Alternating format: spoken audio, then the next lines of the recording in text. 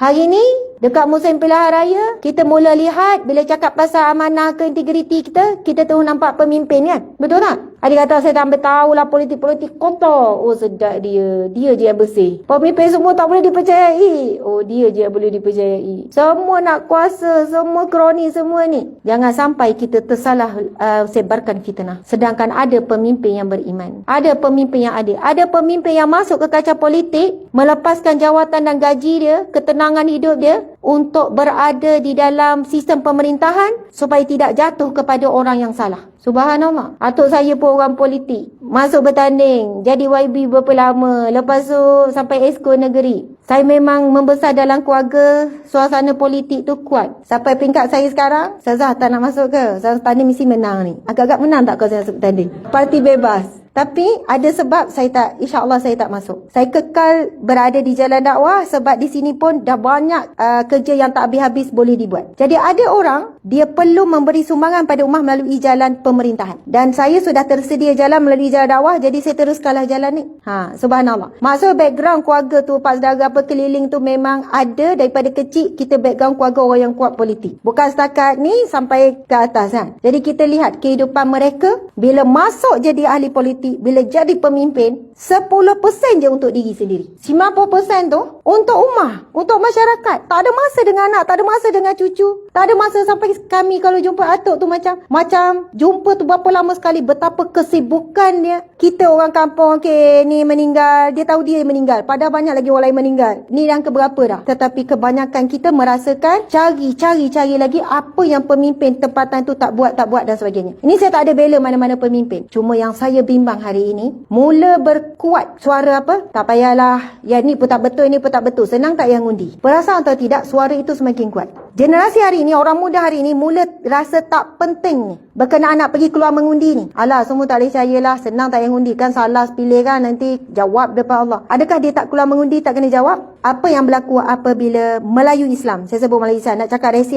lah. Apabila Melayu Islam mula tidak mahu mengambil tahu dan buat tak endah dengan sistem pemerintahan, tak ambil pot, saya fokus ni je, tak nak ambil tahu, tak keluar mengundi, boleh jadi satu hari nanti pemerintahan negara bukan di tangan Melayu Islam. Bila orang Melayu Islam mula tidak mahu mengambil tahu, akan ada pihak yang ambil kesempatan. Ada pihak yang akan plan betul-betul, rancang betul-betul, maukah negara ini tergadai. Sebab itu sikit sebanyak, walaupun saya berkawan politik, tapi saya baca sejarah, baca pihak ni, baca semua supaya celak sikit minda kita ajak kawan-kawan kena keluar mengundi. Hierarki nak pilih tu macam mana? Pemimpin yang adil, yang amanah. Lepas tu nak tengok, lepas tu confuse pula, dua-dua nampak kurang amanah pula kita tengok. Macam mana? Pilihlah yang paling kurang sikit dari segi keraguan tu. Adakah dua-dua kurang amanah lah saya rasa. Jadi macam mana nak pilih antara dua kurang amanah? Pilih yang kena pilih mana yang kurang mudarat lah. Faham ya maksud saya? Kadang tu keliru, tapi kan nama dah keluar awal. Kan boleh buat istikharah. Tuan Abdul Razak tu apa yang dia tak asaskan? Marah lagi?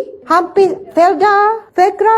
Besar tak pahala dia dalam kubur sekarang? Ramai yang dapat manfaat. Tahu tak banyak pihak yang nak masukkan Marah apa semua kelebihan kepada Bumi Mitra? Dan hasrat mereka tu bukan main-main lah. Perancangan yang teliti demi teliti dan dia suka dan dia bersorak. Bila tengok orang Melayu Islam sudah tidak ambil tahu tentang pemerintahan, tak nak ambil tahu dan ni tak bersemangat lagi dalam bab nak memerintah negara, generasi muda yang malah berfikir. Yang terus letak shot je dan kepala pendek je, politik kotor tak ambil tahulah. Aku tak balik mengundi. Kau balik? Tak berialah aku nak balik jauh-jauh. Kami balik mengundi Terengganu. Walaupun kos banyak, jam tempuh untuk satu undi. Saya nak cerita ayah saya kan, masa ayah saya dah tenat sangat, kanser, 3 kanser. Kanser esophagus, dah potong saluran makan, pergi kanser paru-paru, pergi kepada kanser darah. Keadaan doktor tak benarkan keluar. Masa tu pilihan raya yang lepas 4 tahun lepas, yang sebelum ni. Ayah nak juga keluar mengundi, walaupun doktor kata jangan, saya kata tak apalah ayah, tak apa satu. Ayah kata satu sangat penting. Ambulans bawa pergi kat tempat pusat undi, tolak dengan katil, masuk kat tempat pusat undi, masuk begitu. Masuk balik ke hospital, dia jadi makin tenat sebab sebenarnya tak boleh keluar dengan suasana ramai orang. Tapi dia kata ini tanggungjawab, ayah kena jalankan tanggungjawab walaupun satu undi, bukan kerana ni tetapi untuk ayah jawab di hadapan Allah besok. Ayah dah buat tanggungjawab, menunaikan tanggungjawab sebagai rakyat. Sebab apa tuan-puan sekalian? Masya Allah.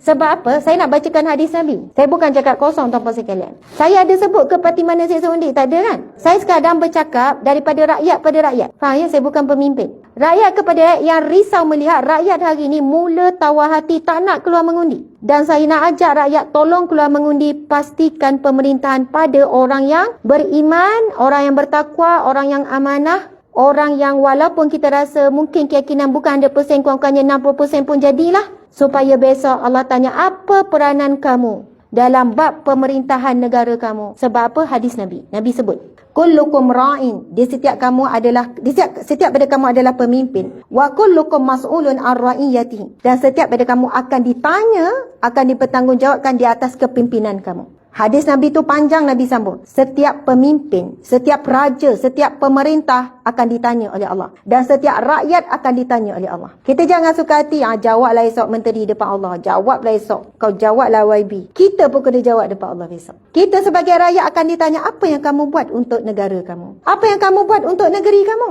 Oh, saya komplain je. Komplain sana, komplain sini, tidur. Komplain sana, komplain sini, saya fikir diri saya je. Subhanallah. Saya saksikan ramai orang yang masuk politik, dia korbankan anak dia, keluarga dia, masa dia dengan isterinya, masa dengan ni. Saya kalau jumpa isi YB, saya tanya macam mana kehidupan. Kami tak ada kehidupan. Saya start daripada tu, saya dengan anak-anak saja. Dan saya adalah mungkin orang yang keempat, orang yang kelima, bukan orang yang pertama. Pertama, mesyuarat sana, mesyuarat. Kedua, rakyat. Ketiga, ni.